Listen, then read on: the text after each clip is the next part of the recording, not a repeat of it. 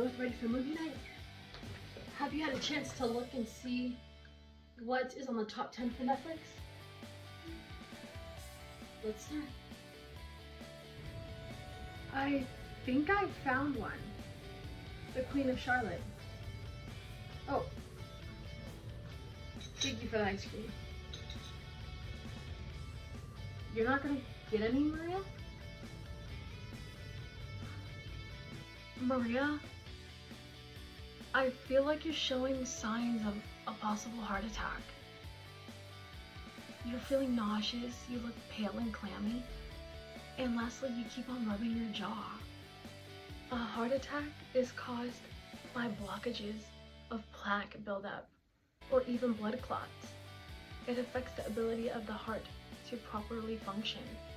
It's the #1 cause for cardiac arrest. I think we should definitely call advanced medical personnel.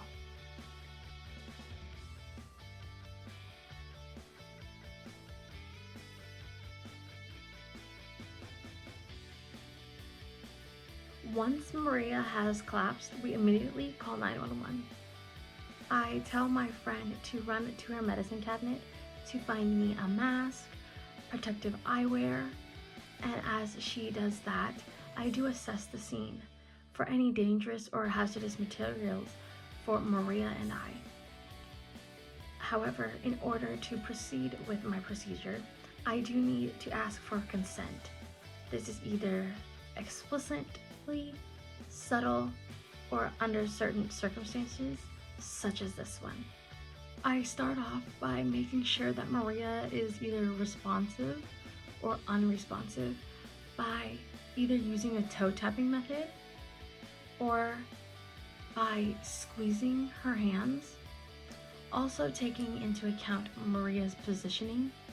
If she's on her side, we use the rolling back method to ensure safety for her back, neck, and spine.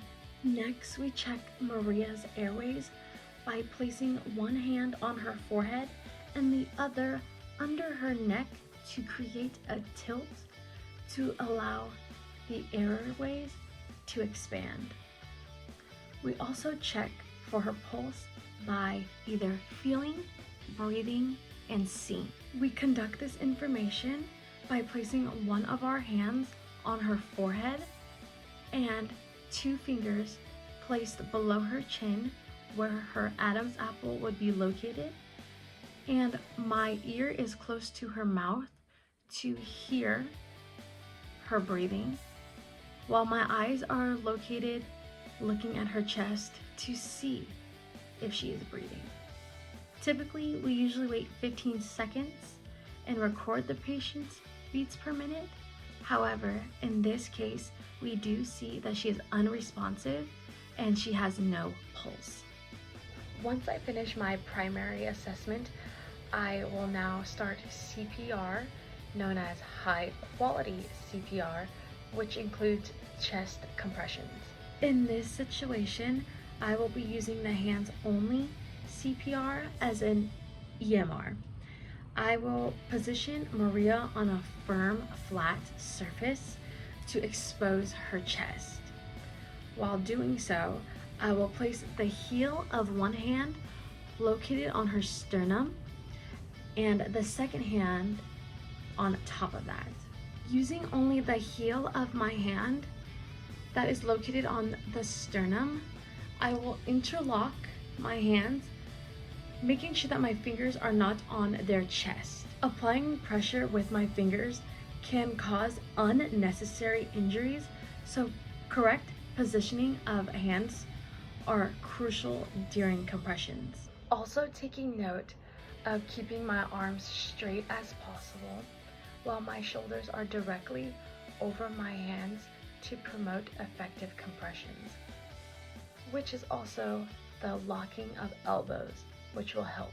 Compressions are given at a rate of 100 to 120 beats per minute.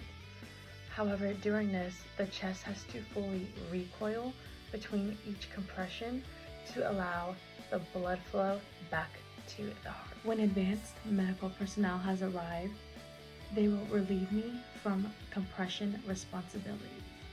Lastly, I will inform the advanced medical personnel about Maria's signs and symptoms to the possibility of her heart attack.